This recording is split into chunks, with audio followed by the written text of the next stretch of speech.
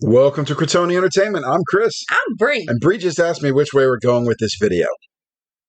I was hoping for some direction. We're going to St Pete ComicCon. Critony Entertainment actually acquired press passes to attend St Pete ComicCon in St. Petersburg, Florida on whatever weekend it was on. It wasn't this past weekend, it was the weekend before. Yeah. So a quick stop off at a, what was it called? The Tap House? Yeah. A little bar actually that apparently has a breakfast, lunch, and dinner menu called the Tap House. We brought the Critony core, which was me and Bree, and we brought our 8-year-old Julian with us. Played a quick game of some kind of zombie-based dice. I don't remember what it was called. That's zombie. Go Zombie Run or Dead Zombies or hold on. doesn't really matter. We're bad at what we do. And then we went to St. Pete ComicCon. Here we go. There we go. So St. Pete ComicCon was held at the St. Petersburg Coliseum over whatever weekend it was on. And like I said, we were... You're so bad at that. You know what? You're the one who said that they actually reviewed our videos when they gave us a press pass. This actually makes us legitimate. We're actually doing a real review thing here. So we've been now with Critony Entertainment. We did a unfortunately scathing review of MegaCon from last year. It was the weekend of the 7th. The weekend of January 7th, 2023. So we did a relatively scathing review of MegaCon, and we did a nice review of Ranger Staff Atlanta. Yep. And of course, Gen Con just has our hearts. We talked about swag from Gen Con. Yeah. But Gen Con always has our hearts. But this is more talking about St. Pete ComicCon itself. So, Bree, what did you think about St. Pete ComicCon? Well, that's great. That was good. That was good radio. I'm not re-recording that. Nope. Actually, I liked it. It was a littler con, and... It was a wee little con. It was a wee little con. A wee little con. The Coliseum is not huge. It's not, but it's gorgeous. It is a beautiful old building. I think it's been in St. Pete since like the 20s.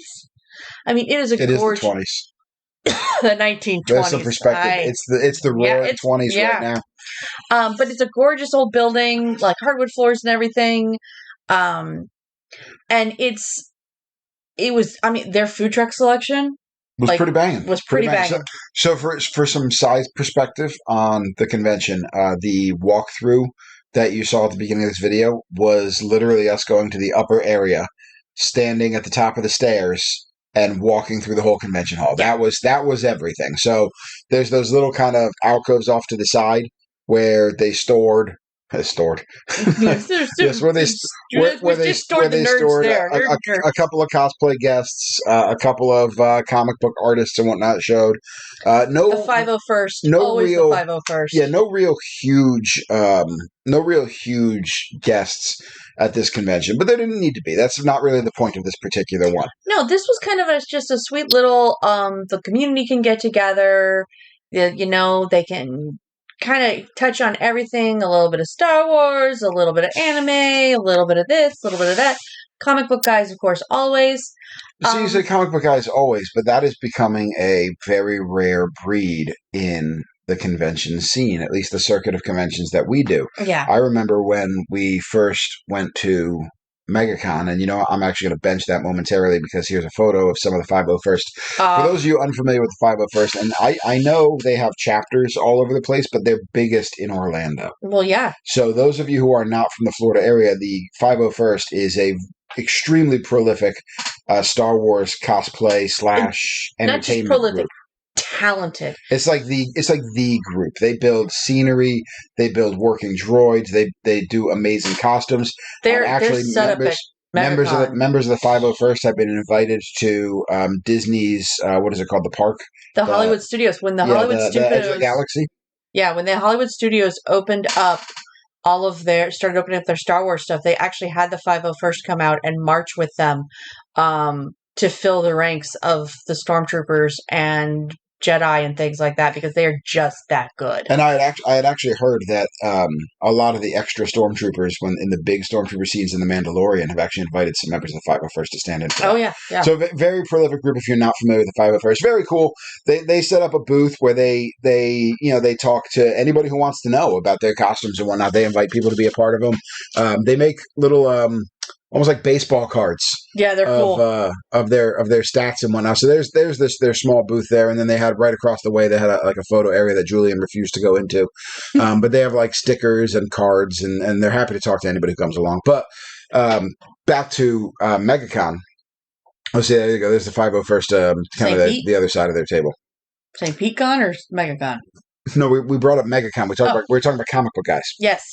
So back when the first time you and I went to a MegaCon together, there was considerable comic book presence. Oh yeah, huge. There was comic book stores bringing their collections of older comics, setting up just boxes on tables. And I recall the first couple of years that you and I went to MegaCon together, because for a while that was the only convention you and I did. Yeah. Just getting annoyed because we were having to step around people literally sprawling out into the halls of the convention. Not the halls, but like the walkways. The hallways, yeah. The walkways of the actual convention room, pulling boxes out and just taking up all the space. And as we've gone through the years, and that was 15 years ago that we went to our first MegaCon together. Yes, it was. Over the years, it has become less and less. So there were a couple empty tables at St Pete Con, but I think there was only like 2 or 3 total. Yeah. And I won't put that on them. That's always, a vendor gets sick, something like that. Now that I do that circuit so frequently every weekend, hey, it happens. A vendor gets sick, a vendor's car breaks down. Life is life. The only problem with that, and kind of shifting gears off of comic guys real quick, the only problem with that at a convention this small is it's very noticeable. Actually, there was the same problem with those 2 or 3 empty tables that there were with the empty tables at Ranger Stop Atlanta that we went to last year, where they were in both cases, it was 2 or 3 empty tables. They were in the middle aisle of the hall, and they were all right next to each other, almost as if they let some other people to move to some other locations due to no-shows. Maybe they did, maybe they didn't. Maybe it's a coincidence that 3 right next to each other didn't show up. Doesn't really matter when you're walking down one of the walkways and all of a sudden you got a giant empty space. And 3 tables is a giant empty space in something the size of St. Pete ComicCon. So that was unfortunate. But there were some comic vendors. There were some custom Lego minifig vendors. Yep. There were some pin vendors, some local artists, and some of the more anime art. Oh, there was a candle guy there that I really wish it had been a time where we had like a lot of spare money, because he had some amazing smelling candles. Yes, with 2 kids having just come through the Christmas season. We're like, we're not running around just dropping cash right now. Actually, you can see in the left-hand corner of this picture, I think that's that backpack booth. Oh yeah. Bree saw some cool themed backpacks, Jurassic Park, Pokeballs, things like that. They were Dino DNA. They were like $90 each for tiny backpacks. Yeah. And you know what? Maybe in our 20s we would have said, "Yeah, Bree, let's get you that. It's cute." But because we didn't have babies then. At this point, we're like, why would we do that? We're like, oh, $90 is how many weeks worth of school lunch? Yeah, but it was mostly local vendors, which again, there's absolutely nothing wrong with that. I hope a lot of them did good. Bree picks up a couple books from a local Florida writer. He's really good too. I've actually started reading the Creepy Florida, and it is delightful. If you're ever at a Florida convention and you see the group doing Erie, Florida, Creepy Florida, Erie, Appalachia, pick them up. They're a great read and absolutely get you some of those ones that you don't necessarily hear about a lot. Yeah, well, I mean, there's groups that do similar things in other states as well, but they basically travel certain areas of Florida and ask locals whose families have been there for a while what the scary stories are from that area. Well, and also all the cryptids. I mean, your Mothman, your Jersey Devils. Down here, of course, we have Swamp Ape. Swamp Ape.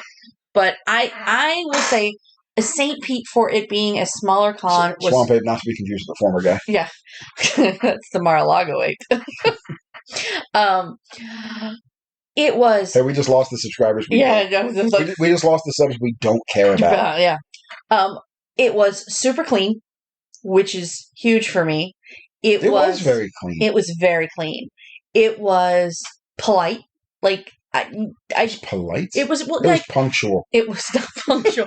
They were very polite there. Like nobody was like, "Yeah, sure, why are you here?" or "Hey, move along," or anything like that. It was very much like a kind of chill vibe, which is the reason why I think Gen Con is still my favorite show too, because Gen Con is a very, despite its size, it's a very chill, very, calm and relaxing kind of show. Well, we'll be able to compare it in about a week to Central Florida ComicCon. Yes. Because Critony Entertainment has also received a media pass to Central Florida ComicCon. Yep. So, which is staggering to me People are coming to like. Yeah, we put in, and of course, if anybody from St Pete ComicCon actually watches and they go, they did this as a joke. Yeah, we kind of submitted for press passes as a gag, as a lark. We were just seeing what was going. Oh, I love this Jawa. This Jawa was so good. Such a good costume. As a lark, if you will. Who says lark anymore? I mean. But anyway, we kind of did it for fun, and bird watchers. Like, yeah, well, I mean. Bird watchers say lark all the time. Bird watchers love every bird except starlings. I mean, yes. But no, this booth was very pink. Good job, Chris. But it's kind of as a laugh. I know we're a wee little channel that's even more wee little after we just made fun of the former guy, which is very well deserved. But the fact that they claim to review some of the channels of the people they actually give press passes to, and they liked us. And if they did, that volunteer should probably not be allowed to volunteer anymore. They're clearly not watching our channel well. That's not true. We're a cool group. St. Pete ComicCon, boxers or briefs. No. We need to do another interview. And we do. Hey, if anybody knows anybody famous that wants an interview, cheap, free entertainment. Where's our agent? Our agent hasn't been around in a while. I don't want to out our agent's name on here. I don't think we ever said our agent's name. Maybe we did. I don't remember. But I don't want to out our publicity agent here. This guy had the really good smelling candles. But this guy was not our publicity agent. He was not, but this guy had really good smelling candles. If you ever see that booth, buy. They smell real nice. But hey, we got press passes to Central Florida Comic-Con, and that's going to be cool. That's January 21st, so of course we'll have the video out in March. Yeah, we're real good at this. But yeah, some other things upcoming at the time of recording this video. I think we're at 398 subscribers. Remember, we'll get to 400. 2 away, y'all. Remember, 2 away. We're gonna give away the Psycho Silver Alternate Ranger. They make cool pokey dioramas. We saw that group at MegaCon as well. Different group. Same concept. Group. So this was cool. They actually had cosplay group photos that they were doing throughout the weekend. And I don't think they were really charging a tremendous amount for them. That's super nice because, I know some of those huge ones, like they do at MegaCon. Those poor kids pay through the nose. Well, they set this up on the main stage there, and they were inviting people to come up, and they were actually calling out. There was a moment they called out, and they even said they had a Star Wars group up there, and they got on the microphone. And they said, hey, there's a really cool Padme costume running around. If you want to be part of a cool photo we thought of, come to the stage, which was kind of neat. You don't see that at most conventions. No. And yes, Lebowski Thor was amazing and probably was the most comfortable guy there. Well, you got Lebowski Thor, you got Standard Spider-Man, you got Kid Spider-Man, you got Lazy Spider-Man. Yeah, you actually had the Scarlet Witch was good. The Wanda cosplay was good. The Captain America, he was standing a little too tight. I think he was going to hurt himself. But Vacation Thanos was crack-a-lackin'. Loved that costume. See, I kind of thought that was kind of a phone-in costume. That's kind of like when you see 950,000 Deadpools and only one of them's actually clever at a convention. That's true. Oh, Deadpool. That's become like I put on this mask because I think I'm edgy. But no, I'm not going to insult people like this. We're going to walk away from this conversation. Friends don't let friends try to ironically do Deadpool. That's all I'm going to say. Just don't do it. It's not one of those things. There was not a lot of obnoxious photo takers. There were not. A huge problem, and this is a combination problem of both people asking for photos and the people posing for the photos. Hey, I know those people. Julian looks nonplussed. Yes, he was not necessarily excited to be about being part of the Critony Entertainment crew that day. He was less than excited. But at any rate, one of the big problems that was at MegaCon, both between people asking for photos and people acquiescing to photos, was that they would just randomly stop in the middle of the walkways in the convention hall and just block everybody. And we saw a couple people be like, hey, can you not block the path? And they turn around and snap at those people like they're the unreasonable ones. No, the unreasonable one is the jerk who stops traffic to ask for a photo. And honestly, the jerk who agrees to take a photo in the middle of traffic. It's okay. Hey, come meet me over the edge here. Yeah, it's okay to say no to a photo. It's okay to say, hey, this is the middle of the hall. It's okay to say, can we do it over there? But, oh, man, don't block traffic. And we weren't seeing any of that convention rudeness that we've seen the last couple of years over at MegaCon Orlando. Yeah. This is absolutely destroying our chances of getting press passes to MegaCon Orlando. Well, no, it means MegaCon step up your and maybe this year don't do that mad crush that they did last year. You don't want to be a sweet, go as little as St. Pete was, but well, that's the funny thing. They had the space at MegaCon Orlando to not tin can everybody the way they did. Yeah, but then they don't get that sweet, sweet vendor money at $1,000 for a booth. Well, no, they have the space to have the same number of booths and stretch it out a little bit. They gave way too much space to their photo areas this year for their celebrity areas. There was never anywhere close to those areas being full the whole weekend over there. Well, and we're getting off course here. We're talking about St. Pete ComicCon. We're going to St. Pete. We won't do that to St. Pete. So there's some more of the 501st there. Oh, yeah, the guy that was doing like that snow-based Mando, that was an awesome costume. I'll tell you what, guys, the cosplayers, thanks to the 501st, are amazing. It's just real cool. So overall, we're coming into the home stretch of this particular video here. There's not a lot to say about St. Pete ComicCon. It is a smaller convention. It is. However, I will say it's not a 10 out of 10 as far as the convention goes. No. That for me is Gen Con. But you know what? It is a solid way to spend an afternoon. It's not. It does run for 2 days. You're not going to have 2 days worth of stuff there. You're not. There's not 2 days worth of stuff, and that's okay.